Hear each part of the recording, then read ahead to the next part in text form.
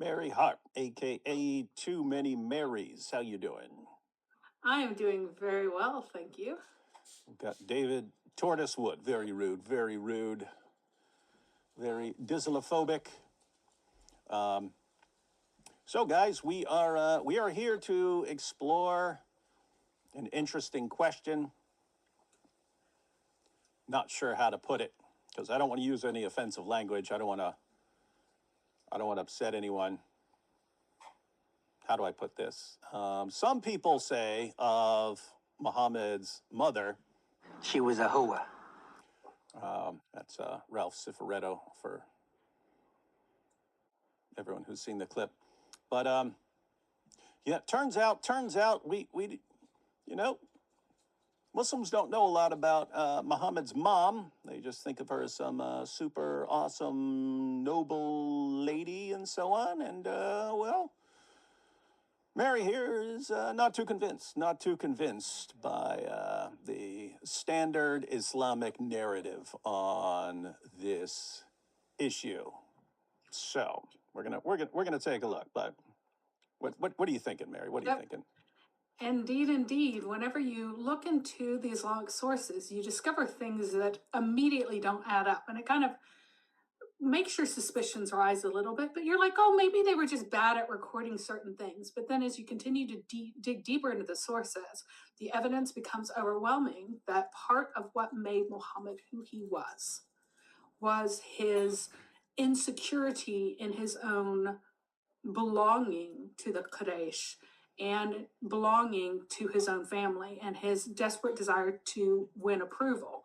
But it goes farther than this. You know, some people think, oh, well, this is just a low grade insult. Well, no, it's not. It actually goes to the fundamentals of Islam. There are 5 different reasons that if Muhammad's mother did not have Muhammad by the father who is credited to him, Islam is false. So there are 5 different reasons that this disproves Islam. Hang on. And so I'm bringing this up because a lot of people would have a similar reaction to the one I had when you suggested a while back that Muhammad's mother was a harlot, prostitute, a lady of negotiable affections, a whore, something like that, right? So anyway, but I was thinking, well, so what? You know, so what? It wouldn't matter if she's a mass murderer. She could be a mass murderer all her entire life. That wouldn't affect Muhammad, but you're saying it actually does. Yes, that it cuts at the base of Islam itself. It cuts at the base of how Muslims are supposed to know what is truth is wrapped up into this. So, you know, really before we dive into those details, I would like to kind of give an outline as to these 5 points that really affect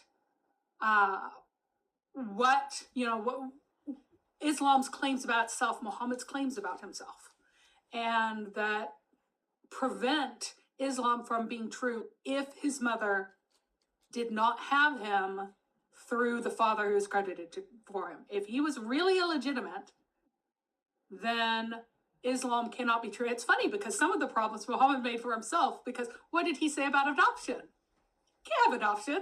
You have to count sons through their biological fathers. And so what would that be with Muhammad if he isn't from the Hashemites? Well, then he's not from that clan. He's not who he says he is.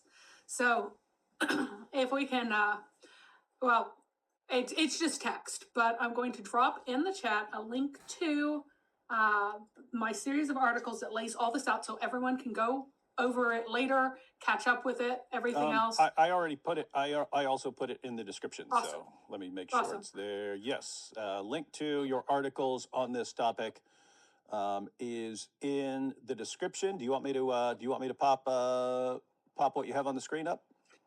Yeah, we can look at it just for a moment and we'll take it down in just a minute. So this is the first article that's about how Muhammad's mother disproves Islam because of the illegitimacy cover-up. And there are 5 points here that we're going to go over that make Islam not true if Muhammad is not from Abdullah ibn Muttalib.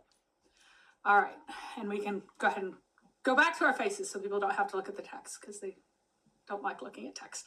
So, first of all, Muhammad taught that he was a descendant of Ishmael.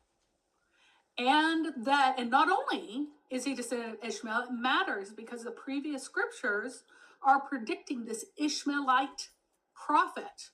If he is not from Abdullah, then he has no paternal lineage. He's from whoever. He cannot make this claim.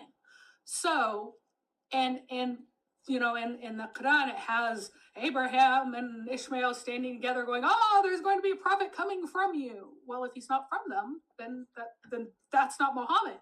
Even if these claims that this Ishmael prophet is totally legitimate, totally exists, and totally is prophesied, as soon as you get to the fact that Muhammad's father is unknown, he can't make that claim. You cannot make a claim to a paternity that you have no evidence that you have a claim to. So he wouldn't be able to link himself to his clan or to Ishmael, as they so love, because we wouldn't know who his dad is. Well, specifically Ishmael is the first point, because it's Ishmael that's the big one that's supposed to be prophesied in Scripture. Mm-hmm. Well, the second one is his clan. He can't link himself to his clan either. And in the Ahadith, what does it say? Why does it say that Allah picked him?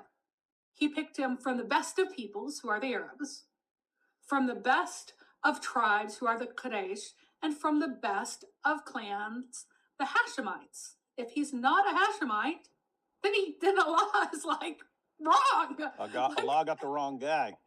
Allah got the wrong guy. or Allah was duped by the propaganda. In other words, yeah. Allah may have been duped by the little plot of Momo's mom. Yeah, or he, maybe everyone. I know this is. Hang on. This is gonna be crazy. Muhammad was making it up. That could also. Huh. I know, right? And I guess if his mom was making things up, maybe maybe Muhammad got that gene. So another point is that Muhammad doesn't have divine knowledge. He doesn't have knowledge from God. If he doesn't know that women generally, and his mother specifically, can't have natural pregnancies for years and years, it's because the reason why you're supposed to believe in Islam, among other things, is that this is the deen of God. That God is supposed to have given people a way, a pattern. They know, God's telling you how to leave your inheritance to these various people, and family matters are very, very important. The first revelation that Muhammad gets is about human reproduction. And he's getting revelation from God about human reproduction. Yet his system, supposedly from God, has fundamental errors in it because Muhammad doesn't know how long babies gestate for. So because of the claims of Islam, because of how it's supposed to work, because it's supposed to be the system that especially regulates the family, who should be counted as whose, how many wives should you have, what son should get what, and that kind of thing. That is all built in. And if Allah doesn't know who counts as a child of someone, then everything else is going to be nonsense. This would tie into that hadith where Muhammad was asked 3 questions from the Jews, and they had the 3 questions. It's like, what's the first meal gonna be? After at the resurrection, what's the first meal gonna be, and what's gonna be the sign that it's here? And then, why does a child sometimes resemble the father's side and sometimes resemble the mother's side? Now, 2 of those we can't test. We can't test whether the first meal is going to be, what did he say, lobe of fish liver or something like that. Yeah. And then his sign at the end of time. You can't test that until it actually gets here. But there's the one answer that he gave that we can actually test and we know is wrong, is that he said, whoever puts out their fluid first. Yeah, it resembles you more. Yeah, will Yep. resemble that side. And that's complete nonsense, guys, from a Yep. biological perspective. It's complete idiotic nonsense. And so the one thing that we could test him on, he got completely, utterly, totally wrong. But keep in mind, I wouldn't have a problem with it if he was just, if he was just saying, here's what I think. But he claimed he got that from the angel Gabriel, the same place he was getting the Quran from. You also find this two Siemens theory in the Quran. So he's wrong on all this stuff, which calls all that into question. And so you're saying we actually have, on top of all that, we have another reason not to trust Yes. Muhammad on some of this stuff. He didn't even know that pregnancies don't last 4.5 years. Right. Had no idea. Fourth, Muhammad claims his prophethood is supported by his own reputation for honesty among his fellow Qurayshis. And again, there are testable things and untestable things. Muhammad made lots of claims as to why the Qurayshi people should believe him. Like, why should my tribe believe me? And he told them untestable things, or things where they got back like people saying no, but then Muhammad said they lied, is that, go to the Jews and the Christians, they'll totally back me up. They all know that I'm telling the truth. They all know that this is real. And what happens when he goes to the Jews and Christians actually go, no, this is not, he's making stuff up. This isn't true. And they're liars. So that's not something they could actually test. But one of the major reasons, aside from go to the Jews and Christians, my revelation perfectly matches what they already have, the third reason that they are supposed to believe him is because of his existing reputation for honesty. It is not just Muhammad who didn't know how long babies gestated for. The Quraysh did not know how long it took to make a baby because of their believing women who said that they were pregnant 2, 3, 4, 5, 6, 7, 8 years. So, and they understood that, 9 months is typical, but they thought that, babies can go to sleep for a while in the womb for years and years and then can be woken up and then be born. That's what they believe. And they got this belief system because of their own ability to determine who is honest and who wasn't.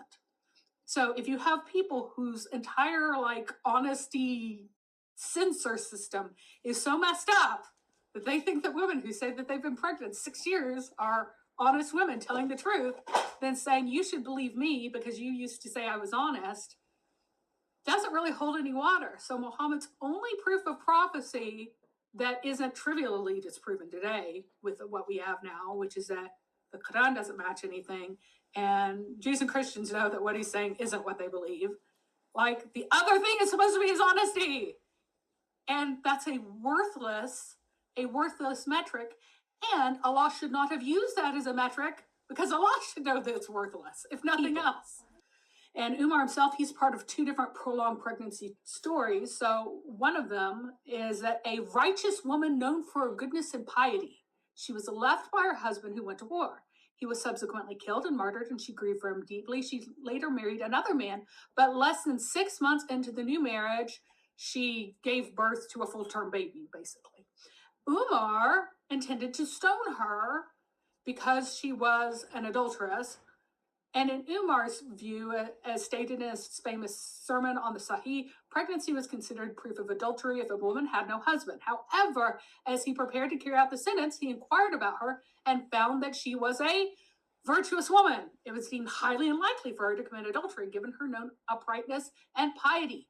Being a man of intuition and inspiration, he refrained from stoning her and wished to consult the people.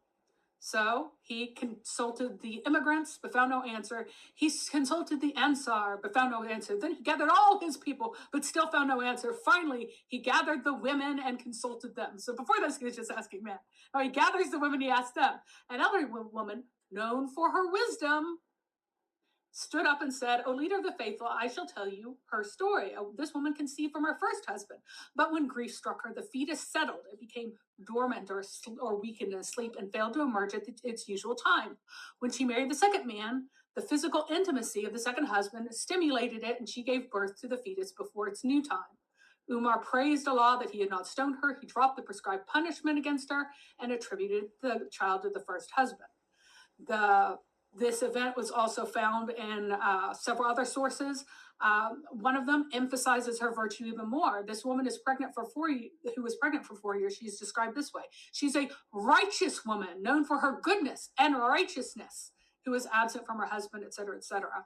And then again, he inquired about her and found that she was a righteous woman, and that it was unlikely that she had committed adultery. What was known of her uprightness and righteousness.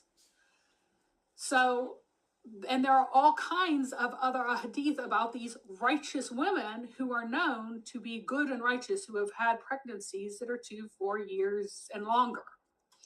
And so this has been codified in Islam, in Sharia, that pregnancies have longer than 9-month periods that they last. And while there is a difference of opinion, these differences of opinion, because there is not consensus on exactly how long it could last, the correct interpretation is to use these differences of opinion as a mercy, and therefore go with the more lenient ones as the correct interpretation. This is basic Islamic jurisprudence. So we have a law who ordained for people a system that does not allow people to realize that women cannot be pregnant for 4 years. That is their method for truth. And that's their method for all truth, is a system that yields this absolutely ridiculous result that caused Westerners to go, Europeans to kind of laugh at them. Everyone else to laugh at them. Like, who are these silly people who think that people could be pregnant for years and years? Oh, you silly, misinformed, ignorant people. So they had a standard which was startlingly ignorant to all the surrounding cultures, even in their time, as their ground for truth. Yeah, guys, think about all of that, and then think about how Mary is applying that to how they do history, right? Because it's a similar methodology. So think, guys. So a woman can get married. A woman can get married to a husband and then all of a sudden have a baby after, in this case, Mary mentioned, it was 6 months. After 6 months, she has a full-term baby. And they think, that's mighty quick for that baby to grow that quickly, right? So you'd think, obviously, this woman had sex before she was married to this guy, and Umar's ready to stone her. Asks around, can't get any solution from the guys, but then a wise woman says, no, this is from her previous husband years ago. She divorced him, and then the baby just kind of, fell asleep as a little tiny baby, and was just sleeping for, years. And then she married a new guy, and then that guy started having sex with her, and that kind of woke the little fetus up, and then the fetus started growing, and then was born. And they buy that obvious nonsense, complete lie. That woman the original woman knew what she did. She knew what she did. She knew how she got pregnant, right? But whatever their criteria are for judging that a person's testimony is completely reliable in this situation, they said she meets the criteria. So does the woman who said, babies can just lie dormant for years and so on. So we're concluding that pregnancies can last years. It's like, wait a minute, that doesn't. Who are we going to listen to? The biologists? Come on. No, we can't do that. We have to listen to these women based on whether we have evaluated them as trustworthy. Why is that really relevant? Well, that's the same methodology for deciding whether hadiths are true. They look at every person on the list in the isnad chain and say, yep, that guy was reliable, that guy was reliable, that guy was reliable. Wait a minute, we know for a fact you're accepting women as reliable who are obviously lying and making things up. So you have a really screwed up system for deciding whether someone can be trusted or not, but that's your entire basis for how you do history. Oh, this person was trustworthy. This person was trustworthy. This person was trustworthy. Therefore, we trust the obviously absurd and made up story that came later. I'm saying that because there are all kinds of hadiths that we know, are just complete nonsense. But it still meets all their requirements. So nope, it's a perfectly good story, and everyone on that list is reliable. Well, guess what? We know how screwed up your system for determining whether someone can be trusted is. And so if you guys actually couldn't tell that when a woman says she's been pregnant for 4 years is making something up, and you say, nope, she has a good reputation, so we'll believe that babies, can be in there for 4 years. Okay, now you guys just have a screwed up system, and we can't trust your stuff. But that doesn't just apply to the women; it applies to their entire system of doing history. So it's all screwed up. Their history, And I was pouring their whole tea, history comes weirdos. crumbling down. So people are asking, who's peeing? I was pouring my tea. No one's peeing. That was me, guys. I had to go. What do you want me to do? Yeah. If there's ever a peeing noise, just blame me. What do I care? I don't care. Let me check this real quick. So, Light Lord says, "Yo, Apologetics Roadshow. Did you hear Duck Lips say the Torah is 100% preserved?" No, but that would mean Islam is false. But it's good he's acknowledging that, because that is what the Quran says. Let's take these first couple super chats and then. Well, there's a little oopsie problem with that, though, because the Quran takes from the Talmud instead of the Torah. Oopsie. Anytime that there's a detail, they're always taking the Talmud version. So yeah, the channel Defending Line, he's been on a couple times. Probably have him on again here in the near future, but. Yeah, he estimates like 70% of the stories and stuff in the Quran are actually taken from the Talmud, which is interesting because Muslims love to complain about the Talmud, and that's where their God and their prophet got all their information from. Weird stuff. Here of a woman who is in the Olid Nail tribe, who was known in northern Africa for their business ventures in the direction of being dancing girls and prostitutes before marriage. This was a pre-Islam. This may have been introduced by the Arabs coming in, who heavily affected, because the Arab culture was not very well Islamicized when it came into these areas. They were officially Muslims, but they were doing all of their pre-Islamic practices. And now they only do the pre-Islamic practices that are mostly labeled as Islamic at this point. But up through into the 20th century, between the two world wars, these women were still practicing they would send their young girls out. The young girls would prostitute themselves for money for several years, come back with the money, and set up their households that way. And this was in no way abnormal. This was not, these are the respectable and chaste women of this tribe practice this. How could they be respectable and chaste? Well, they define the words differently. When you go back to the Bible, we have Arab women being synonymous with road whores. So when God is condemning the Israelites and comparing them to the most depraved types of women in their idolatry, who do they choose to compare them to? Arab women. And they don't even bother to say Arab women who are prostitutes. It was synonymous. So in Jeremiah 3:2, you get, raise your eyes to the bare heights and see, where have you not been violated? So what are on the heights? The idols. You have sat for them, the idols, like you have sat for them by the roads like an Arab in the desert, an Arab woman in the desert, that's feminine. And you have defiled the land with your prostitution and your wickedness. So if you saw an Arab woman by a road, what was she doing in this Iron Age context? Well, she was prostituting herself.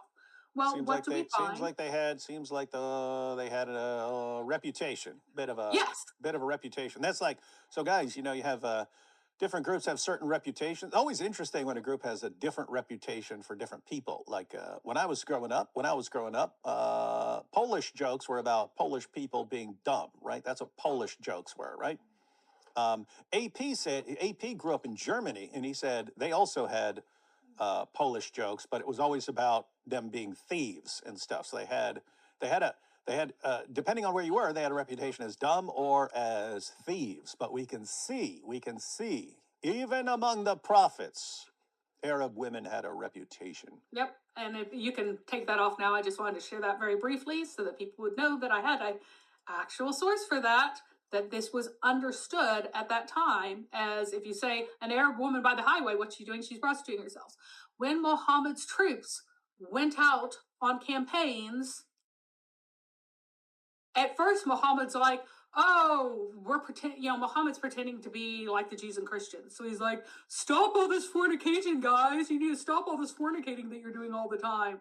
And the men are like, but we can't take our women with us when we go in the desert. Do you want us to castrate ourselves? It's just so terrible. And so what did Muhammad do? He said, oh, you can go ahead and contract with whom?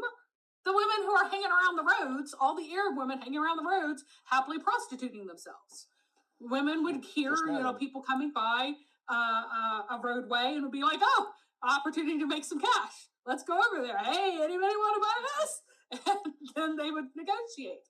And Muhammad's companions were like, yes, we would, but we have to be married for the next 3 hours. But that's the thing. The idea, the word is nikah muta, which is just pleasure intercourse is actually what it means, or consummation. It's not a mahar, it's not an extended contract. All Muhammad said was, well, he thought about it for a moment. He's like, well, what is marriage? What is marriage? Well, you pay for the access to a woman's body, her vagina to gestate your children, or excuse me, her uterus to gestate your children, and her vagina for your pleasure. And that's what you are purchasing with a mahar. And then you are maintaining that with maintenance. But what's prostitution?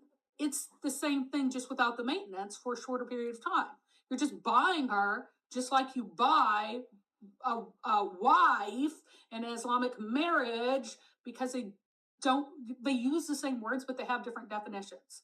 There is no companionate marriage. There is no idea of a marriage and the union of two people into one household in Arab culture or in Islam today, because you can have 4 wives. How can you possibly be a union of two? The woman's still in another house, and the house is the husband's, and the husband is paying her maintenance for sexual access to her. And with this transactional view of what's going on in Islamic law, marriage is the cousin to slavery. Marriage and slavery are tied together. There's a book by Ketia Ali called Marriage and Slavery in Early Islamic Law, which is all about it. All of these things were defined in this way, that what you're doing is you are buying the milk, not like cow milk, but it's spelled the same in transcription, but it means dominion. You're purchasing the dominion over the woman. So when you're buying a prostitute for 2 hours, what are you doing? You're purchasing access to her for those 2 hours. So Muhammad's like, well, fine, you can have a prostitute wife. That nothing wrong with that. It's very similar to what we're already doing. The two things that Islamic marriage is a combination of is prostitution and slavery, which are already united heavily in Arab and Islamic law. So that also removes some of the cultural barriers to prostitution, because when your mother was sold to your father and she was paid for, because it is transactional, because she is being paid for her services, even later on with maintenance, she is already reduced to a prostitute's level in a very fundamental way in the view of the culture. And so the line between wife and prostitute is just not that strong. The distinctions are not that great. there is some kind of normalized prostitution in every single Islamic country to this day through urfa marriage, which are unregistered, basically a little different from muta marriages.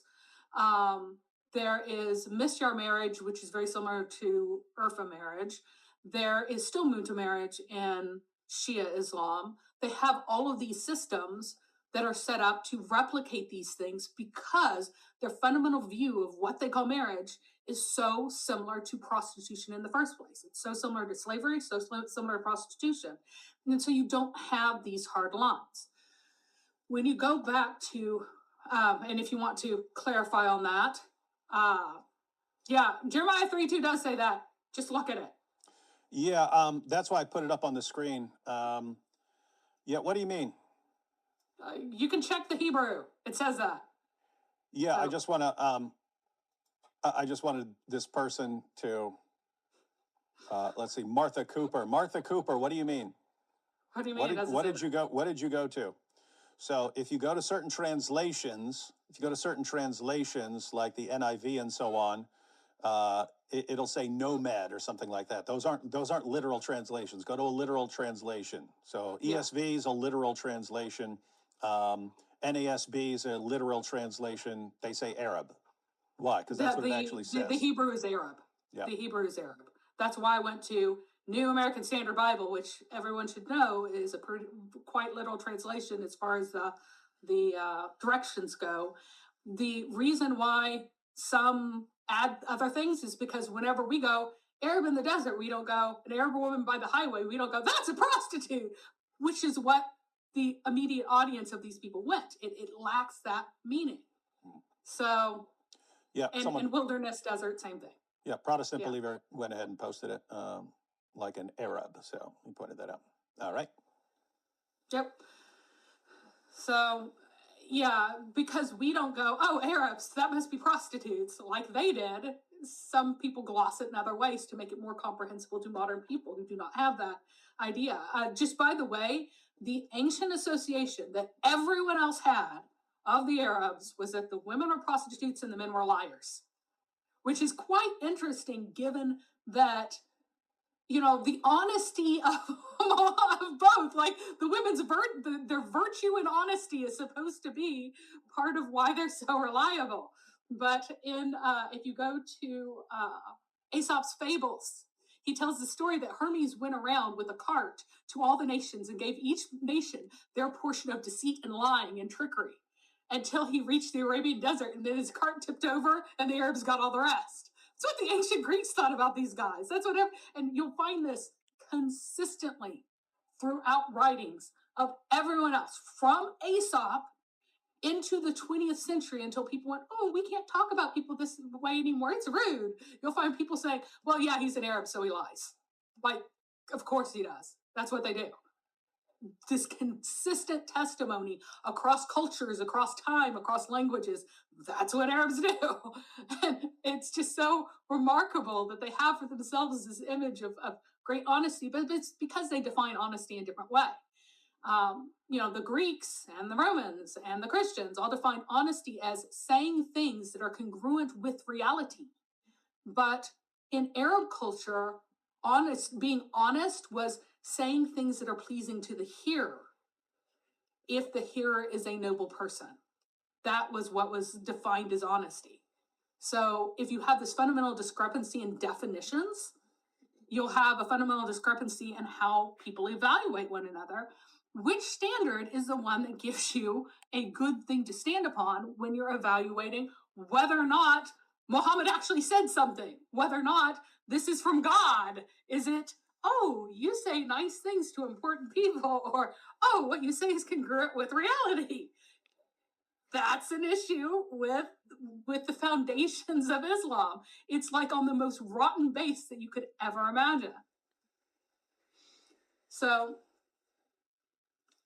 turning to the Islamic sources about the different types of marriage that existed before Islam, one of them was called the Bina marriage.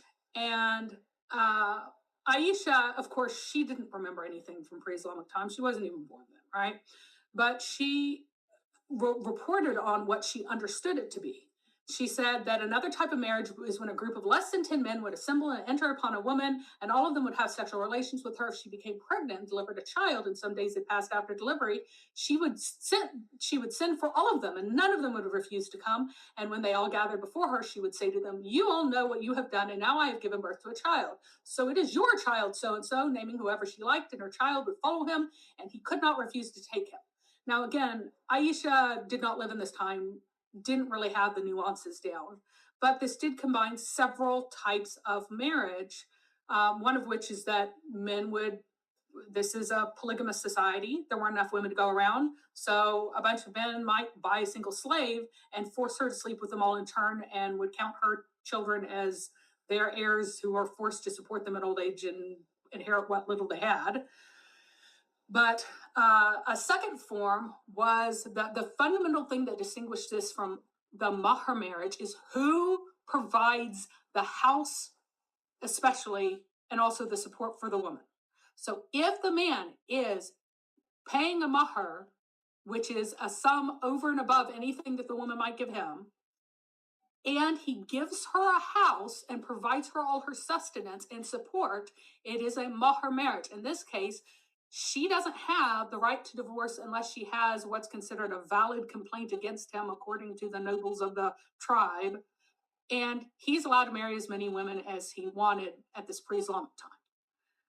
Another form is being a marriage with a free woman. The woman would stay in her own home.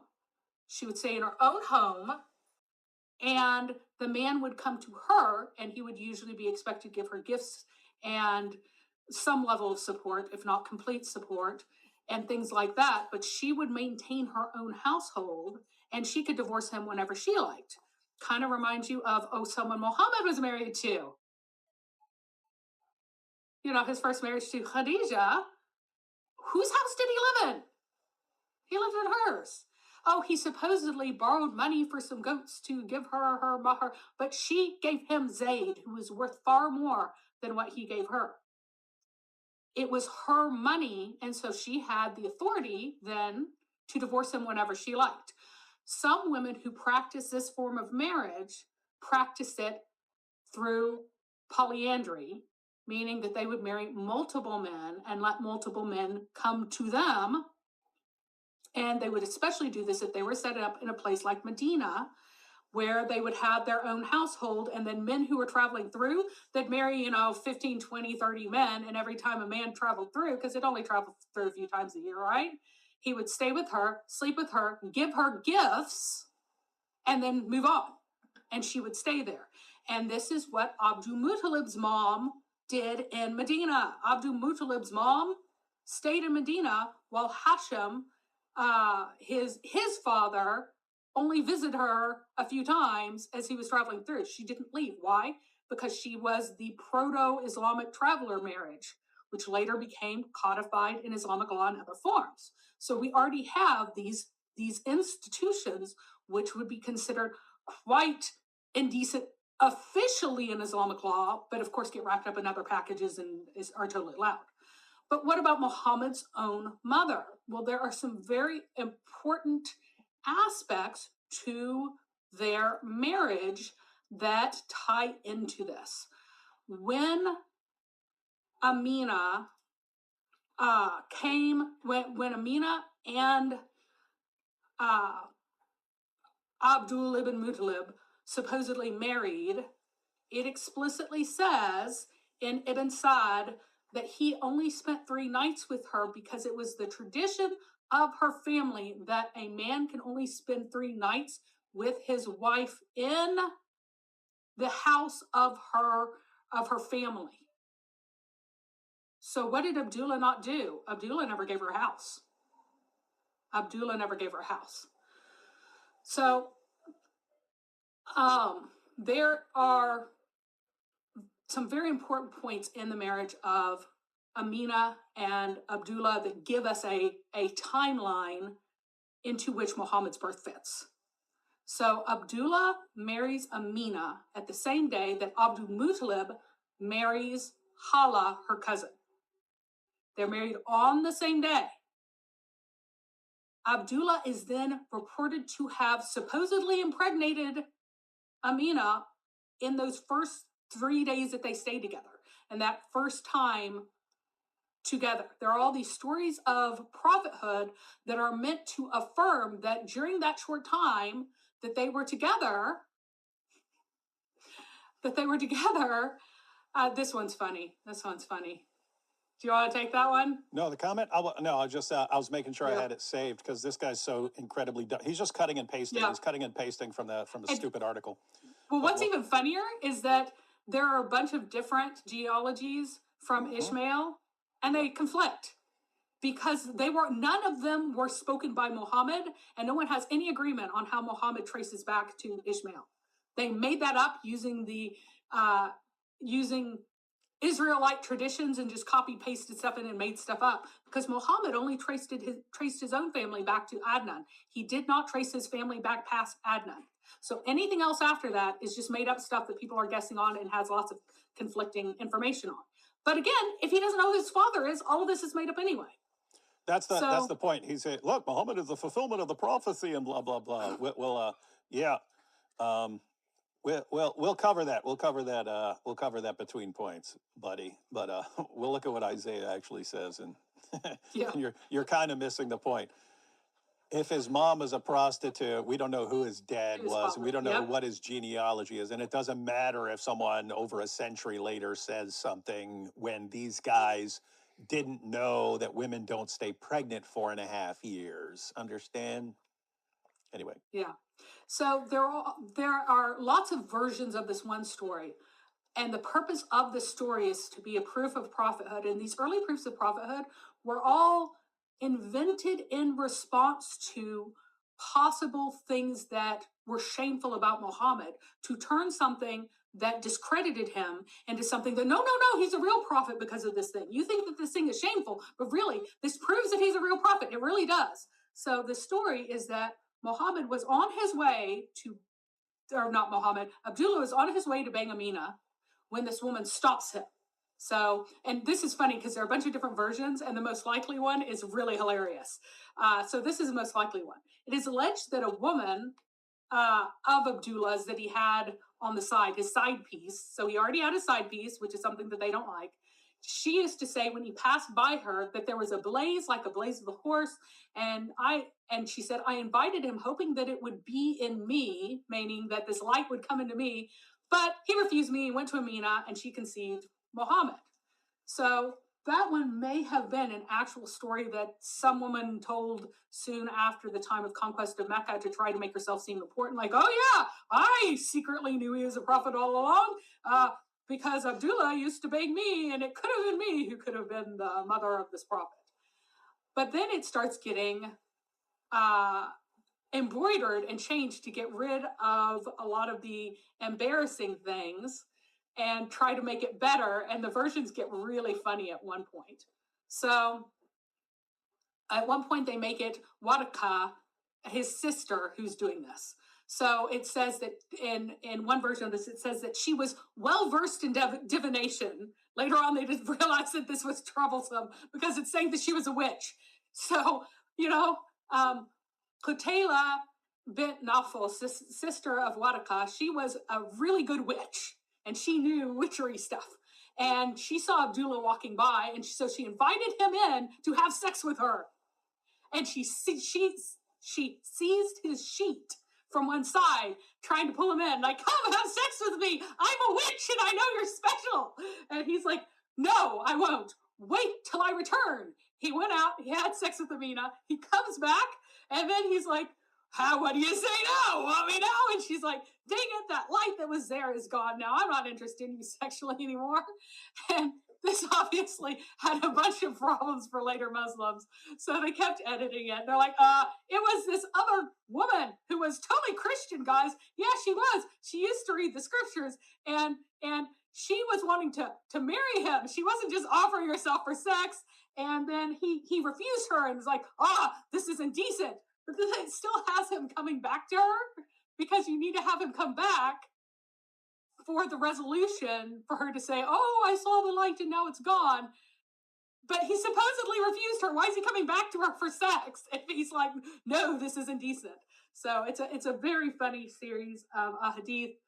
And it is on the site with all of the versions as it got more and more embroiders, as people are like, wait, that's embarrassing, let's fix that. Wait, that's embarrassing, let's fix that. But the purpose of this was to back up Muhammad's own life story, that when did he get conceived? He got conceived when Abdullah first married Amina. They needed to have him be conceived at that time, because we have in other sources that, Abdullah dies while Amina is still pregnant. Well, how soon was that? And the most accepted narration, it was like approximate 3 months after they married. So they got married 3 months later, Abdullah's dead. And the sources that say he only spent those 3 nights with her, they don't say that he ever spent any more time with her. So in terms of her short-term relationships, she may have already been in only short-term relationships even at this time through these payment methods. And she may have been the bonus to his dad's wedding. She was a cousin, but she was an orphan. Orphans were treated very poorly. And so she might have been offered by her uncle as a bonus for, celebrate the wedding. Here, pay a little bit extra, and your son can have sex with this cousin who's an orphan that we don't care about. So then we get the kicker, which is about Hamza. Hamza was born to Amina's cousin. Hamza was 4 years older than Muhammad. And in fact, it even says that Hamza, that according to the Islamic scholars, Hala was still pregnant with Hamza when Abdullah died. So Hala is pregnant with Hamza. Abdullah dies. Hamza is born. 4 years later, Muhammad is born, and yet is supposed to be from a pregnancy that happened before the death. So all of these sources together, there are no sources that give any other picture, any other timeline that have any level of acceptance. These are the accepted sources. These are the understood sources. There is one person who says, well, it's only 2 years, but that person is believing that certain things about the wet nurse of both Hamza and Muhammad, it's coming from just guessing about things like, oh, they must have made a mistake, it must have been 2 years, because if she fed Muhammad right after feeding Hamza, then she would have had to have started immediately, so then that would have only been a 2-year gap. And that isn't actually based on any sources, on any history. It's based on a bunch of guesses that this person's strung together.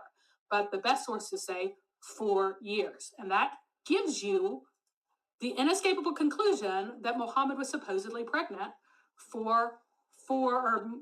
in his mother's womb for 4 years, according to the Islamic narrative. And it is not miraculous.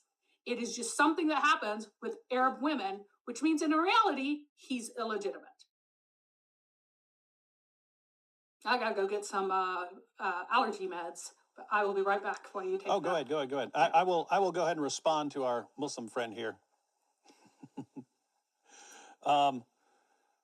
Yeah, we have a request. One second, ladies and gentlemen. Yeah, we know he's just cutting terrible, idiotic stuff from like the absolute dumbest articles to try to distract people. But I'll go ahead and answer him, and if he just keeps cutting and pasting, I'm just going to block him. Or he can actually respond. Sugar Fairy said, can you please block the idiot copy paste spammer? Yeah, well, I'm going to answer first. So look at a couple comments here. Look at a couple of his comments here, and we'll see.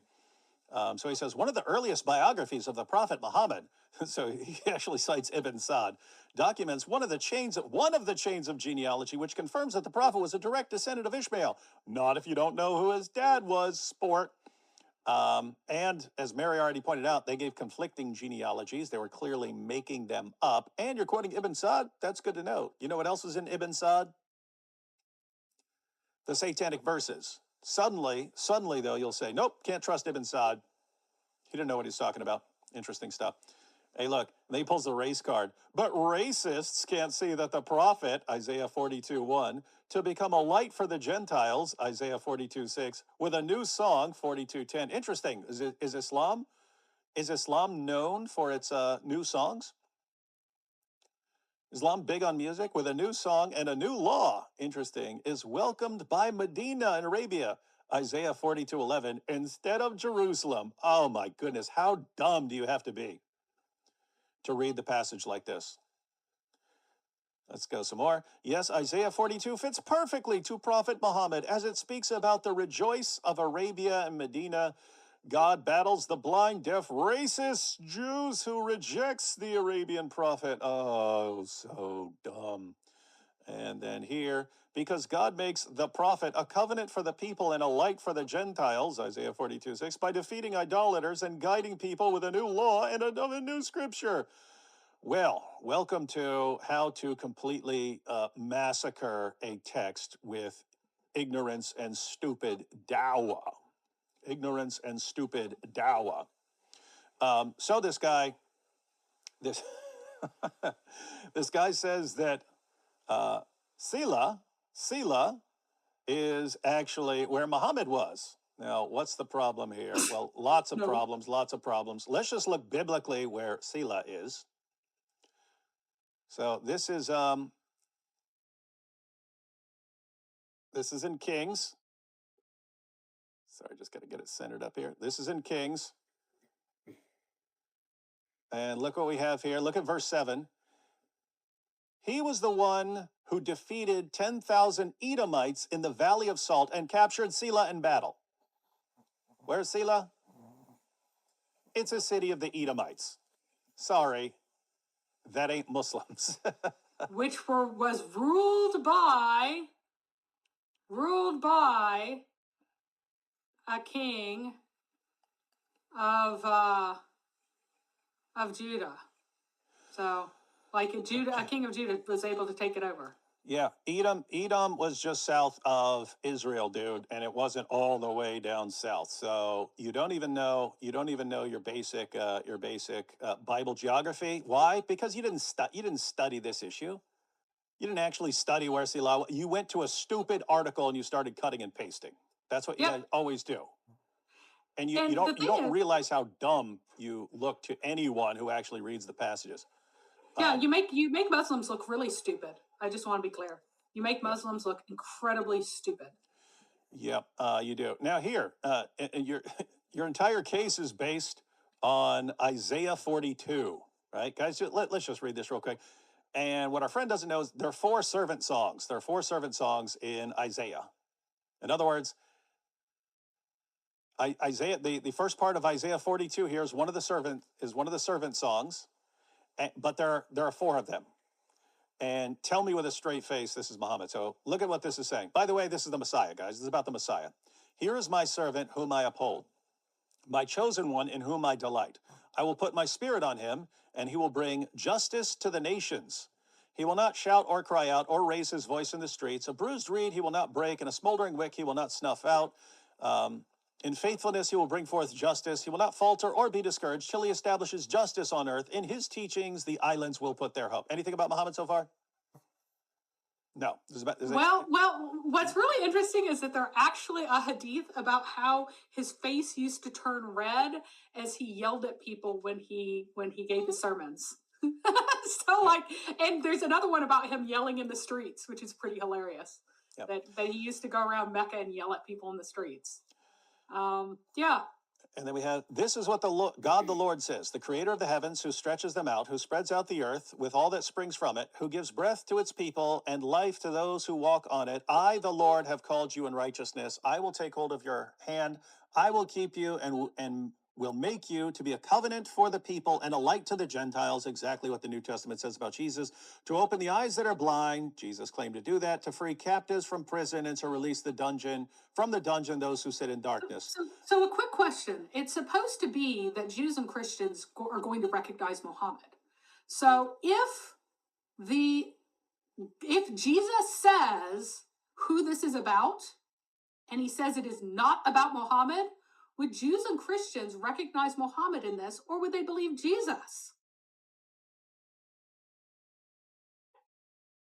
I think they would, believe Jesus, right? Because it's supposed to be us recognizing Muhammad. Yeah. And, the Gospels say that this is about Jesus. Jesus sat there reading the Isaiah scroll, pointing to a similar passage and saying that this has been fulfilled in your sight today. Yeah. Today in your sight. Look at this dope. He just keeps going.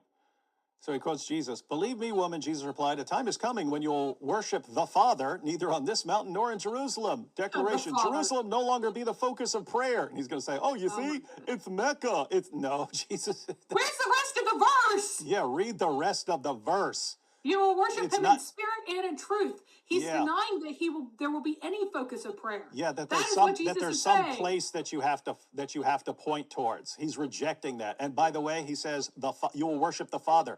My Muslim friend, do you worship the Father? Because Allah says he's a father to no one. Allah says he is a father to no one. And you can't call him a father. Why? Because Allah punishes his servants, and apparently fathers don't do that. The logic is that because Allah punishes people for their sins, he can't be a father because fathers don't punish their children. I just want to point out how stupid this book is, because that's the argument. That's the argument. Yeah. So guys, he's trying to prove Muhammad and ends up completely destroying Islam. I am the Lord, that is my name. I will not yield my glory to another or my praise to idols. See, the former things have taken place. Like a black rock? Yeah. And new things I declare before they spring into being, I announce them to you. And here you get down to singing a new song. Muslims singing a new song? Of course not. Sing to the Lord a new song, his praise from the ends of the earth. Catch that, guys. Because notice it just said, like to the Gentiles. And then so it's not just going to be about Israel. It's going to be about people around the world, right? Sing to the Lord a new song, his praise from the ends of the earth. You who go down to the sea. Oh, this means the prophet's coming out of the sea. It says sea there. This must mean that there's a prophet coming out of the sea and all that is in it. Oh my goodness, this means a prophet is going to be a mermaid, right? You islands. Oh, that means a prophet's going to come out of an island. Keep in mind, they only say this has something to do with a prophet arising from an area when they can somehow connect it to somewhere in Arabia. Then it's, you see, it's saying a prophet's going to arise here. What's it actually doing, right? You're in Israel. If you look west, what do you have? You have the sea, right? If you look east and south, what do you have? You have deserts and so on. What is he doing? He's pointing in all directions. He's pointing in all directions saying, hey, you in all these places, you're all going to be singing praises to the Lord, right? So let's see it. You islands and all who live in, let the wilderness and its towns raise their voices. Let the settlements where Kedar lives rejoice. Let the people of Selah sing for joy. Let them shout from the mountaintops. Where's that? That's Edom. So that's south. Yep. Kedar was east. It's basically the Ganasids, and the Ganasids were what again? Oh yeah, they were Christian. Yeah, so let the people of Selah sing for joy. Let them shout from the mountaintops. You see, and so this is what he actually was pointing to and saying, this is about Muhammad in Mecca and Medina. Are you stupid? Are you stupid? He's only like, what, 800 miles away? 800, what's 800 miles between friends, right? He's a long, long, long, long, long way away. But anyway, as I pointed out, that's one of the... It keeps talking about this servant from Isaiah 42 and continues. Listen to me, you islands. Oh, you see, it says islands. This means a prophet's coming from an island.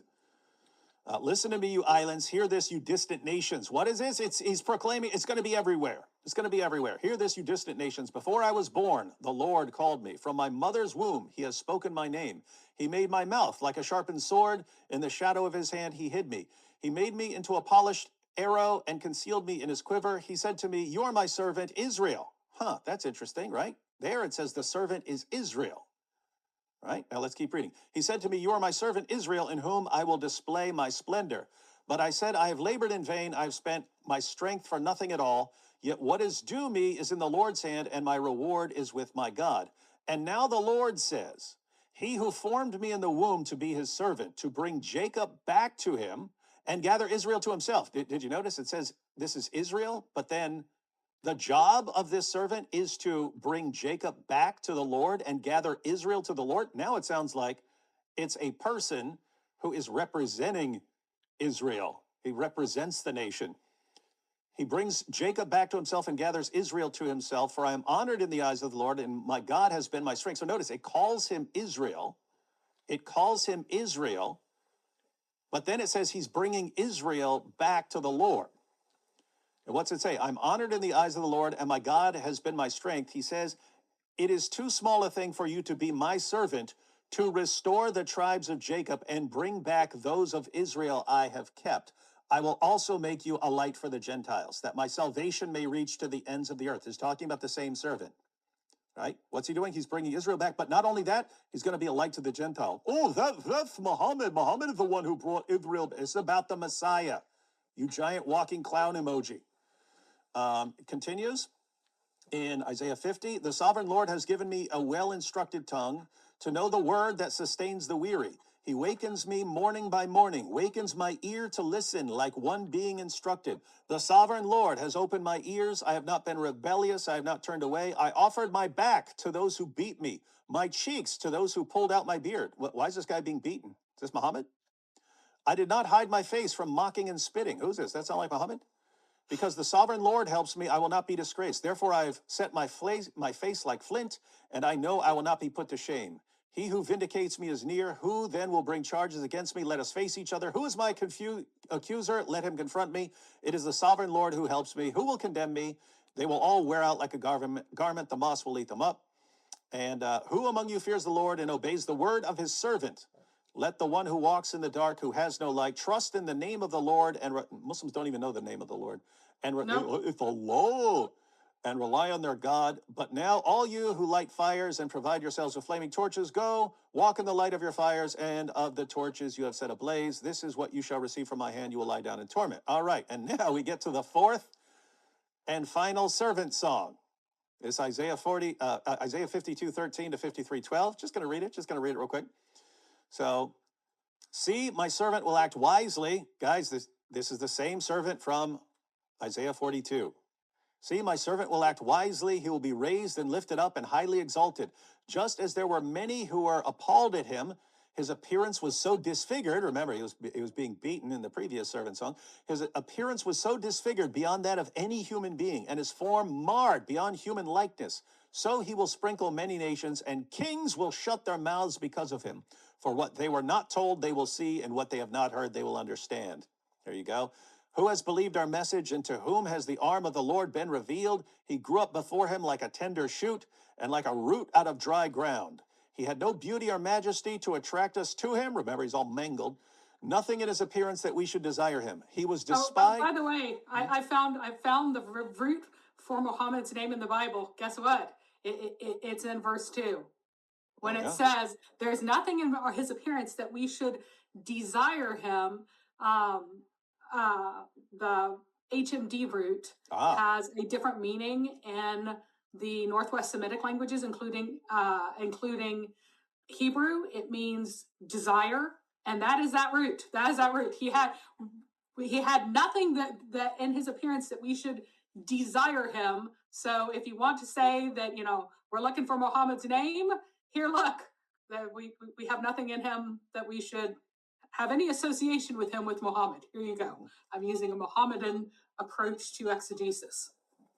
There we have that. And here, so if you wanted to make a prophecy about Muhammad, that would be where you'd go, buddy.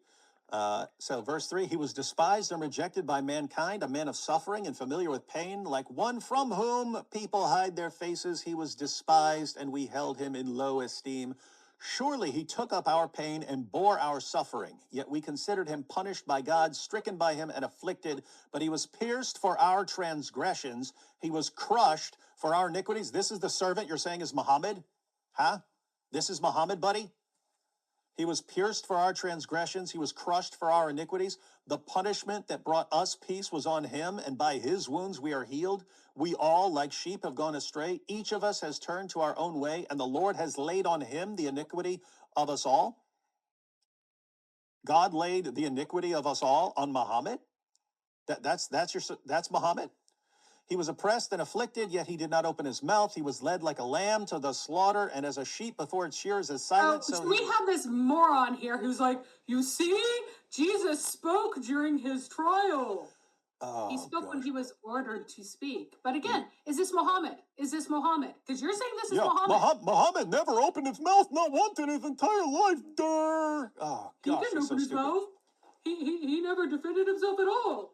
Is that what you want to argue? Do you want to argue that this is Muhammad? Either this is Muhammad, or has nothing to do with him. Is Yep. this Muhammad? Yeah, we're gonna ask as soon as I finish reading this passage, and if he does not give a serious answer, anyway, by oppression and judgment he was taken away. Yet who of his generation protested? For he was cut off from the land of the living. Is that when Muhammad was poisoned? For the transgression of my people he was punished. Was Muhammad punished for the transgression? Was Muhammad assigned a grave with the wicked and with the rich in his death, though he had done no violence, nor was any deceit in his mouth? No deceit in Muhammad's mouth? Really? Yet it was the Lord's will to crush him and cause him to suffer. And though the Lord makes his life an offering for sin, keep in mind, this is the one you said is Muhammad. Muhammad's life was an offering for sin. He will see his offspring and prolong his days, and the will of the Lord will prosper in his hand. After he has suffered, he will see the light of life and be satisfied. That's called a resurrection. By his knowledge, my righteous servant will justify many, and he will bear their iniquities. Muhammad bears our iniquities. Therefore, I will give him a portion among the great, and he will divide the spoils with the strong, because he poured out his life unto death and was numbered with the transgressors. For he bore the sin of many and made intercession for the transgressors. Now, I'm going to give you one opportunity. One opportunity. You get one. Go ahead and say that's Muhammad. Go ahead and say the servant in the 4 servant songs in Isaiah is Muhammad. Just go ahead, say it. Where you at? He's been awfully quiet since we have been making fun of him. I told him that he had to stop copy pasting. He had to respond to us, and then he Then he suddenly forgets how to respond. Oh boy, I only know then how he to was do like, stuff. I only know how to cut and Jesus paste. spoke. Jesus spoke. You see, that can't be Jesus. So was Muhammad a sin offering? Is this Muhammad? Is Muhammad a sin offering? Guys, I'm being nice. I mean, he's been spamming stupid stuff from an idiot article the entire time, and people are saying, he's been doing it for days. Yeah. And people are saying, go ahead and block him. He's just trying to distract with stupid nonsense. He lacks the ability to think, and he just cuts and pastes, and he's never read the passages. All he does is his stupid Dawa sites, which are like the most deceptive. It's the most deceptive, idiotic nonsense on the planet, and they'll just mindlessly trust it. Just like they would mindlessly trust a woman who says, yeah, I was pregnant for 4.5 years. And they'll go, okay, I'll trust you just like I trust this Dawa guy. Where are you, man? Where you at? Yeah. People asking where you're at. Respond to this. All you have to say is that's Muhammad. Say, yeah, with a straight face, that's talking about Muhammad. Or apologize and say, okay, I apologize. I believe some idiotic nonsense from the Dawa script. I'm so incredibly, insanely gullible that I believe anything they say, even though anyone who just opens it up and reads the passage will see how stupid their arguments are. But I don't have that basic level of common sense and concern to be accurate about the things of God. And therefore, I apologize. I take back my stupid, idiotic argument. That's all you have to say. Or say it's Muhammad. Pick one. Not going to wait all day, dude.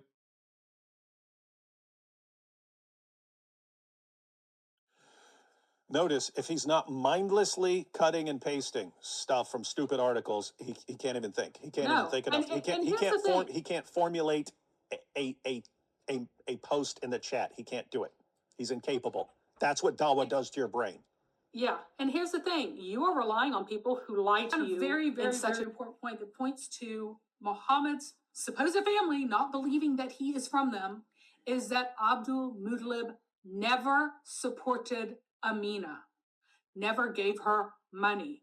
So most of Islamic family law is simply traditional pagan Arab custom with some new restrictions thrown on that are mainly placed on women that limits their ability to make choices for themselves. But among the traditional customs that were kept was a pagan view of marriage as being fundamentally transactional. As I explained before, it's a purchase of services or the use of her human body in exchange for money. Women are given tangible compensation for the use of their bodies for sex, gestation, and breastfeeding. While they have a biological bond with their child that was understood and even informed views on incest more heavily than the husband's contribution in early Semitic societies and also in this early Arab society and even in Arab society now, the reason why breastfeeding, causes you to be related to one another is that Muhammad thought that the biological connection to a child from a mother was because of the baby's body was built out of a fluid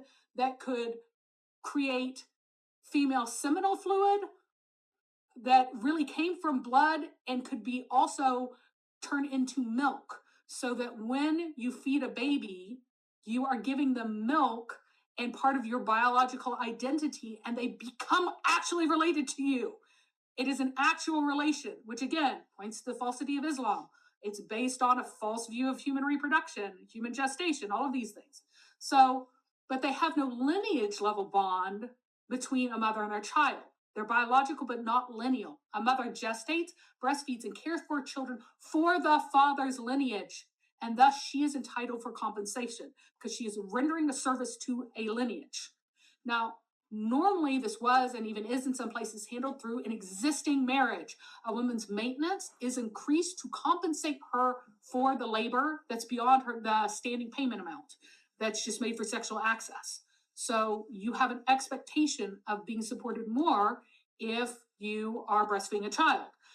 In the cases where the marriage has already been ruptured through divorce or death, the woman is still due compensation from her husband or his family, and she's not required to perform any activities for a born child without this compensation. So if her husband's divorced her, it's his responsibility to give this compensation. If it is the family, if he's dead, then the family is supposed to compensate her and supposed to provide for the providing of the child. And if the woman's willing to breastfeed and the representative of the male lineage is willing to have her breastfeed, then the woman would normatively be compensated. It would be normal to pay the actual biological mother, especially if you want to make sure that the child's well treated. You're going to trust the biological mother more than some random woman you're just paying to feed this child. There is no evidence that Amina was provided any of this support, and there's huge amounts of evidence that she was not. First of all, Abdul Muttalib never paid for Amina to have a midwife. So what did she do? She gave birth without any reported midwife. And in fact, all of the stories about Muhammad being born, there is no midwife present.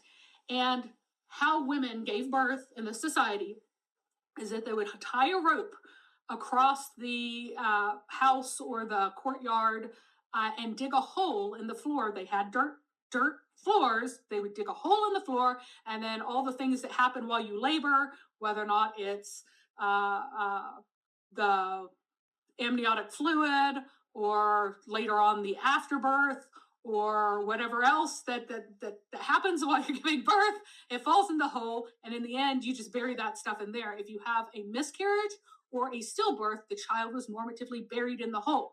When they talk about burying of baby girls alive, that was because women who did not have a girl associated with a lineage and didn't think that there would be a man who would pay for this girl, say she was a prostitute and she could easily assign her, or a traveler wife, and she could easily assign her sons to men because men want sons, but daughters, they would be more inclined to say, no, that's not my child. So when they gave birth, they would place the living daughter into the hole with the afterbirth and just cover her over and pretend she was stillborn, or act, not necessarily really pretend she was stillborn, but treat her in the same way that you would a stillborn baby who was buried in the household, within this house. And this still happens, by the way, in Sudan. This is still how women give birth. They give birth hanging onto a rope over a hole. That's how they give birth. This is the traditional way of the Arabs. And all of the stories about Amina have her giving birth and then Muhammad falling out of her, because remember, she's squatting, and then he supposedly miraculously lands on his hands and knees and bows to Allah or something like that, rather than landing on his head like he almost certainly did, which explains a lot, right? So she has no midwife. There's no midwife to testify of the light that shone from her vagina and illuminated Basra. Amina's the only one who sees this. Why? Because no one is with her. Why doesn't she have a midwife? Because Abdul Muttalib refused to pay for one. Why didn't she pay for one herself? she's being stubborn. She's like, no, this is your child. I am do this. If she paid for a midwife, then there would be a level of admission that, well, you paid for that midwife. You must not really, really believe that that is his son, and it could be used against her. So she's maintaining her status as this is definitely should be assigned to your lineage. Yeah, it's been more than 4.5 years. It's been more than 4.5 years, but you know what? This lineage is your lineage. It's your child. You should be giving me a midwife. And in fact, this midwifelessness of Amina, Muhammad took that and he applied it to Mary because he always wanted to make other prophets' backgrounds resemble his own. So he stripped the story of the midwife and all of the that exists in all of the apocryphal stories in which Mary gives birth. There's always a midwife, and the midwife's testimony and that she sees light and hanging over the baby, not coming out of anyone's vagina. That is a special Islamic thing. Islam didn't have a concept of the glory of the Lord. So they're like, oh, there's a light with the baby? Where's the light coming from? Must be coming from the vagina, using Muslim logic. But they took elements of the story, but then he stripped away the midwife because he didn't want her to have a midwife because what? His mom didn't have a midwife. And Your the dad. like Muhammad. Yep. It's just mysterious. Joseph just mysteriously is absent. Gone. He's gone. He just gets stripped out. Why? Because Muhammad didn't have a dad. So no midwife, no dad. Agonizing birth as his mother his mother had no pain until it came time to give birth, and then she had an agonizing birth. So like these are all elements that he's copying from his own mother, which because these exist in the Quran, it backs up these hadith as being authentic narrations of her giving birth without a midwife. And the only reason she would have possibly given birth without a midwife is if the father's family refused to pay one. It was their responsibility. They flatly refused. No, I will not pay for a midwife. So, if this midwife is flatly refused, what do you think will happen whenever it comes time to pay Amina to nurse the child? Think they're going to pay her? So, Amina is stubborn, remember? She gave birth without a midwife. Is she going to feed this baby without payment, or will she let it die? She's going to let it die. She looks at Muhammad, newly born, freshly out of her womb, crying, and she's like, you better come and pay me for this baby or I'm going to let it die. And Abdul Muttalib does not send anyone. Abu Lahab forces his hand. Abu Lahab is a brother of Abdullah who for some insane reason believes this woman's story or wants to believe her story because he actually is like the most decent person in the Islamic sources. He Not pays according to the ransom for Quran. people. I know, right? He pays ransom for somebody who's kidnapped when other people won't. He saves Muhammad from death. He is willing to marry his children to Muhammad and affirms his place in the family that no one else will marry their daughters to or marry their sons to his daughters. They're like, yeah, you don't rate, but he will because he's this good, generous person. And so he sends his slave to go and who's lactating to go and feed Muhammad and save him from death. And this forces Abdul Muttalib's hand. I have a son who is recognizing this child as his brother's son. All right, we got to do something. What does he do? Does he go, all right, so it's my son? No. He goes to do the paternal divination. So this is very important. Pagan paternity divination was a major role of Hubal's idol, and the divination arrows associated with him. You would go to the idol and throw the divination arrows. And two other times, this is going to be the third time that our buddy Abdul Muttalib in all of these narrations is going to stand in front of Hubal and talk to Allah. And he makes a promise to Allah, so he goes to Hubal to fulfill his promise because, they're the same God. They are the same God. So the first time was when he's digging stuff up and he found some treasures underground, and he's like, let us go to Allah, that is the idol of Hubal, and throw some of these divination, pagan practice arrows and decide whether or not these things should belong to me or to the Quraysh. And they do that, and various things happen. And then there's a story where he's supposedly promised to sacrifice one of his sons, and he goes to the divination arrows of Hubal in front of Allah to do this pagan divination to find out whether or not he should sacrifice one of his sons and which one he should sacrifice. Even though, like, that is an obviously invented story for a whole bunch of reasons, it lets us know what Hubal was known for. He was known for pagan divination, but more than that, he is especially known for paternity divinations. So in Ibn Ishaq, we find if they wanted to circumcise a boy or make a marriage or bury a body or doubted someone's genealogy, they took him to Hubal with 100 dirhams and slaughtered a camel and gave them to the man who cast the lots. Then they brought near the man, and then here's the thing. So you're given one, circumcise, marriage, bury a body, doubted genealogy, 4 things. But when it comes time to describe the question that's asked, guess which question actually gets laid out for you? It's the genealogy question. So then they brought near the man with whom they were concerned, saying, "Oh, our God, is this A, the son of B, with whom we intend to do so-and-so? So show us the right course concerning him." And then they would say to the man who cast the arrows, "Cast." And if the arrows came out of you, then he was a true member of their tribe. If he came out not of you, then he was an ally. If he came out Musak, he had no blood relation to them and was not an ally. So you have paternity divination was a major role of this idol. So then you have something that says Abdul Muttalib took the boy to the Kaaba, went inside of it and stood in front of Hubal. And then they kind of go, "Oh, he was just thanking Allah. He was just standing in front of Hubal and thanking Allah." Every other time he's saying it from Hubal, what is he doing? Casting divination arrows. So again, this is one of these stories that needs to patch up what really happened, which is he cast the paternity divination arrows, and he's like, "Dang it, I'm stuck with this kid, but I still don't think he's mine." One quick question, real quick. Yeah. Because someone asked, from what is Mary reading when you're reading something? Is this your notes, or are you actually looking at your articles? I'm looking at my articles. So I'm looking at my articles. So what you're the stuff you're citing is in the articles that are linked in the description. Okay. So yeah.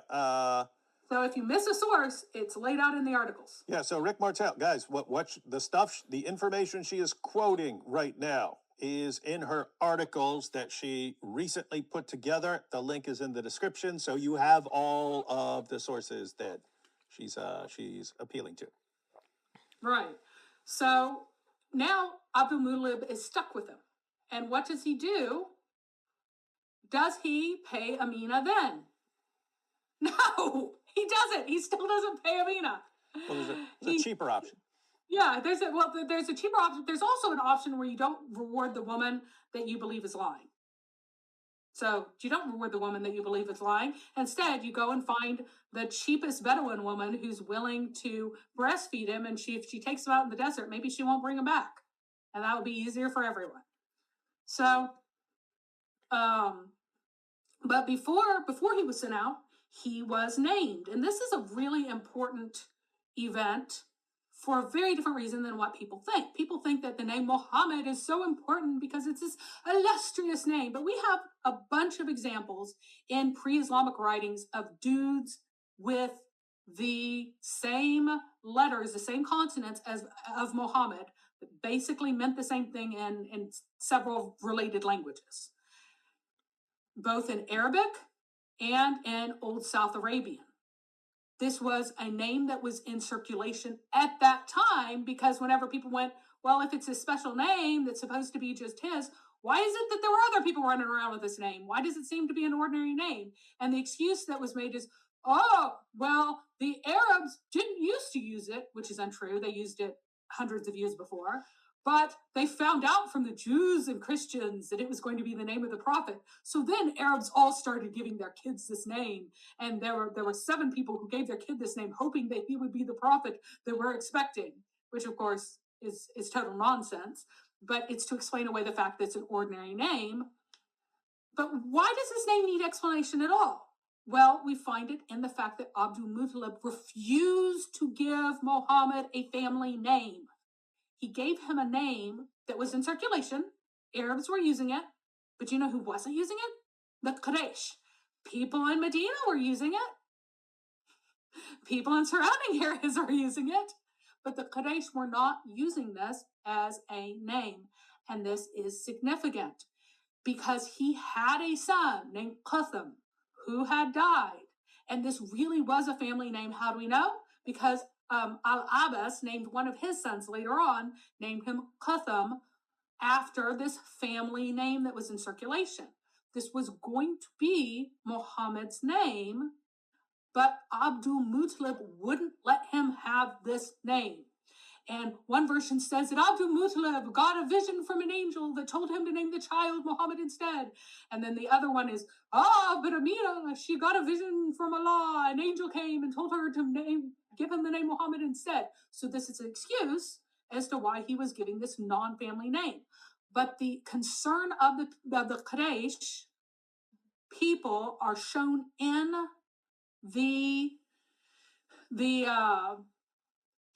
when they address him, saying, "Oh Abdul, oh father of Al-Harith, why do you propose to keep a name that was certainly not kept by your forefathers or any of your family members?" So their concern is not, why are you giving him a special name? No, it's why aren't you giving him this family name, any family name? Why are you giving him a name of an outsider? And then his answer is just an excuse. Oh, I'm giving him a really noble name. It's fine, it's fine. But what it shows is his continued doubt that Muhammad belonged to them. He's like, I'm not going to give you a family name. I'm not going to give a family name to this child I still don't believe is in the family. So, and this has caused a great amount of confusion because people don't realize, there were plenty of people running around named Muhammad at this time. He's not the only one. He's not special for this name. The concern, the preoccupation with his name was over the fact that it wasn't a family name. It didn't belong to the Quraysh. So we then have him receiving a wet nurse.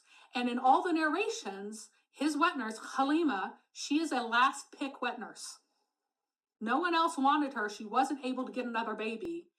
Muhammad is a last pick baby. Halima is a last pick wet nurse. And yet you have him given to her. In fact, in some of these narrations, Halima even doubts that she'll be able to, they're starving to death. She doesn't have enough milk for even her own son to really do well. And yet she's asking for a baby anyway. What will happen to a baby if she doesn't have enough milk already? Not It's going to die. Yeah, it's not going to be good. And yet here she is. And for those who don't know, traditionally, wet nurses were checked up on by other women to make sure that they had a good milk supply before they were chosen. So if this woman who had a poor milk supply at this time is being chosen to be a wet nurse, it's because they don't want the baby to live. They don't want the baby to live. And it shows her skepticism about being paid well for this baby. How much money am I going to take? Well, I better take him anyway because I can't get anyone better. And Abdul Muttalib, after having determined that, after having named him, gone, okay, fine. The pagan divination arrows fell, and it says that this is my son. Again, why is Muhammad belonging to this family? Because of this pagan divination magic thing. Fine, I will fulfill my obligation in the most minimal way possible by giving him a name, but not a family name. By paying for his nursing from this woman who doesn't seem to have a very good milk supply and isn't his mother. But I'm not giving a red cent to that woman who birthed him, not a red cent. So normally in Islamic law, let's see how many people in the chat know, how long in Islamic law is breastfeeding? How long does it last? So they're going to be a little bit behind us, but the evidence of Muhammad's foster mother is that she was continued paid money to take care of Muhammad after weaning, when there was no reason for him to be with her. There's no reason in the world for him not to be with his own family. She wasn't providing anything that any woman couldn't provide, but he's being kept out of Mecca, out in the desert, until this incident happens that convinces her that he is possessed. And she's like, I don't want to have anything to do with this child anymore, when he's about 4. So 2 years is correct. Good. So the folks who had 2 years, you guys have been paying attention to your Sharia and to your Quran. But after the 2 years, she continued to keep him and be paid for 2 years more, until she went, this kid is possessed, I won't have anything to do with him, and dumps him on Amina. Even at this point, there's no evidence that Abdul Muttalib actually paid to support her. And in fact, she was coming from Medina back to Mecca when she dies on the way, and then Muhammad is transported back the rest of the way by her slave, Abu Kabsha, who is a man, and Barakah, who is a slave girl, back the rest of the way and dumped on his father, or his supposed grandfather. So here, you have this very much unwanted child, but then you have this weird question: what the heck is Amina doing what's she doing in Medina? Why is she out there? What's she doing? She's a Meccan. She has no Medinan relatives, and the excuse is that she just decided to take Muhammad on a casual visit, which would be very hard and expensive at that time and dangerous, to visit the uncles of his great grandmother. This is not very plausible. What is much more plausible is that Amina wanted to go to where there were better customers for her profession, which would be in Medina, which was on the trade route, which had lots of people coming through it, rather than having to rely on a low turnover local populace, and not men who are thirsty, shall we say, from being out in the desert, away from as much easy access to women for a while. So she had better economic opportunities in Medina. This also fits better with Muhammad being seen in some way as being attached to Medina by people in Medina. If he had spent 2 years there as a child, people could go, yeah, I remember that kid. I remember his mom. His mom was here for this long, and he was here for this portion of it. Yeah, we remember him. Versus he was here for like a couple of weeks. Nobody would remember him. If he was there for years, they would. So all of this points to her, again, having a profession in which she was available for a certain consideration to some subset of men. There's also the fact that Muhammad's nickname, as I mentioned before, was Ibn Abu Kabsha. He was being called the son of Abu Kabsha, his mother's slave. So people are going, you're not really Abdullah's child. Rather than saying that you're the son of some other random guy, we're going to make you the son of her slave. We're going to reduce her status to that point.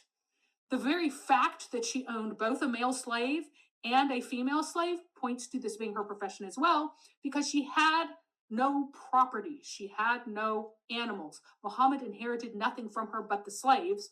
Why? Because her income was from selling herself, and she had a man who was able to deal with unruly patrons and conduct business for her as needed, even though she had no property either in acreage in Medina or animals or anything else. She didn't own anything. She still needed a man to conduct business because she had income from her red light district profession, and she had a serving girl to serve her and make her life comfortable. And so that points to this as well. There is a potential that there is also some things pointing to the possibility that this was, you might ask, okay, fine, she's supposed to be this floozy, this prostitute.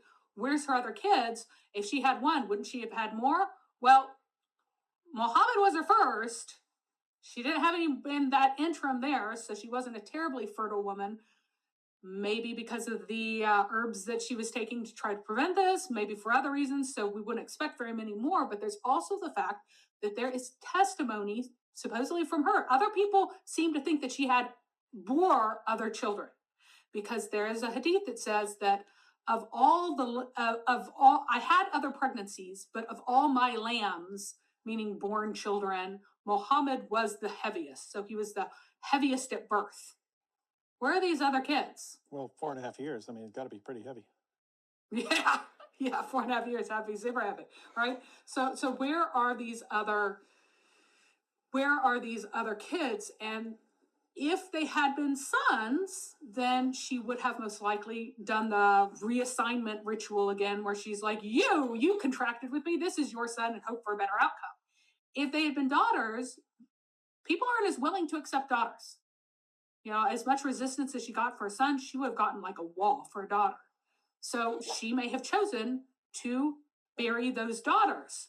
And Muhammad may have found out later that, wait, no, when my mommy's tummy got really big and then it got small again, it's because she had a baby girl and I never saw a baby because she probably buried it. She could have found that out later, given her testimony that she had born other children, and yet we have no evidence of living children. And that would explain Muhammad's preoccupation with female infanticide, because there is no evidence that female infanticide was practiced at all by the nobility within Mecca. It was forbidden by their particular sect. They were trying to imitate the monotheists who hated killing children. And so they're like, we're going to be like you and we're going to stop having female infanticide. But also when you look at the sheer ratio of daughters to sons, you expect daughters to be less reported in historical sources. And yet you have some of Muhammad's enemies who had like 5 daughters and 2 sons. And that tells you that they were not practicing female infanticide. So what's Muhammad's hang up on this thing that didn't seem to be practiced within any of the elites? Well, what if his mother had done it because she wasn't an elite, because she was on the outskirts, because she was in the fringes of society, and that made economic sense to her, whereas a woman in a stable relationship at that time would not have done that to a daughter. And that would explain his very strong preoccupation early in his ministry, his career, let's say. There's no serving in it whatsoever. So early in his career, where he really wanted to condemn female infanticide, why is he wanting to condemn it? Well, maybe it's because his mom did it, even though it was already forbidden by the custom of his people. There are a few other things. So again, his enemies back in Mecca, what do they call him? Ibn Abu Kabsha. They're saying, the slave is your father. Their go-to insult for him was about his illegitimacy. Their go-to insult. And that was not true of other people. They didn't say that about Ali. They didn't say that about tons of other people. As far as we know, except for insulting the nature of your mother. Your mother was a black woman or something like that. That was considered a terrible insult. And Muhammad's like, quit saying that people's parents are black, even if it's true, because that humiliates them. That's an insult. You shouldn't do that. Being black is bad, so don't say that insulting thing about those black parents. But you would insult things of people's parents that were attributable to them.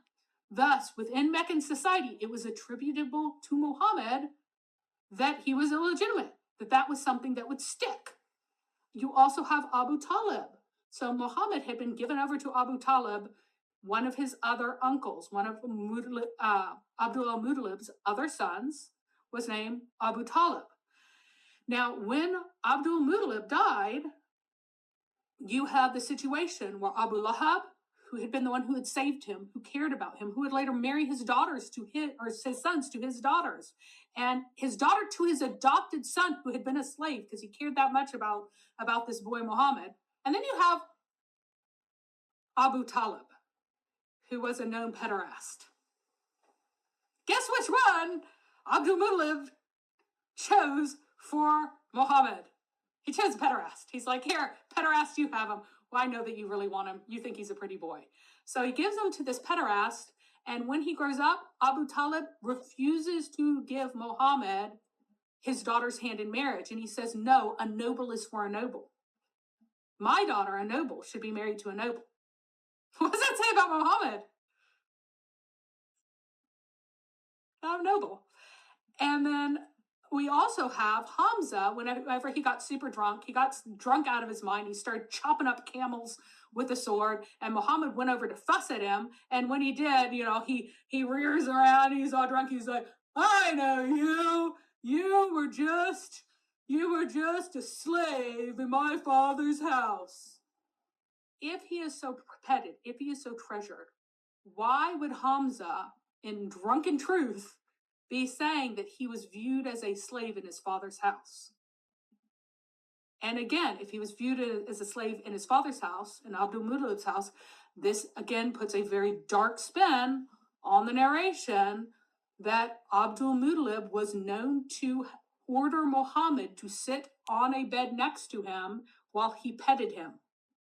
So he orders this boy that he does not believe is his grandson to sit next to him and would pet and fondle the boy, and then later he hands him over to a known pederast.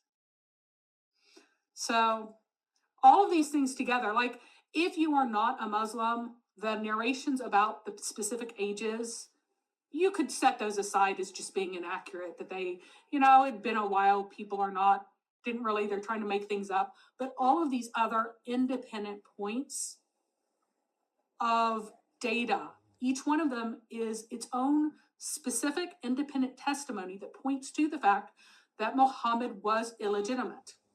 And again, this is important for two big reasons. One, it built into the psychology of who Muhammad was and how desperate he was to prove himself as being a true member of the Quraysh. And remember, Allah chose the best of the Hashemites. I'm not only a Hashemite, I'm the best of them. So all of this preoccupation, all this insecurity, all this desperation to be important, to be recognized when it was denied to him, when he was considered an orphan, probably illegitimate, the subject of sexual attentions of men, which was degrading in that society. All of this, he has all of this on him, and he wants to be instead seen as the important one, the ruler, the one who is wise, the one who is favored. And then second, all of this disqualifies Islam as a legitimate religion. There are three reasons that saying that any of the women, that the fact that Islam recognizes women as having multi-year pregnancies at all disqualifies Islam, and two that are specific to Muhammad that disqualifies him as a prophet if he personally was illegitimate.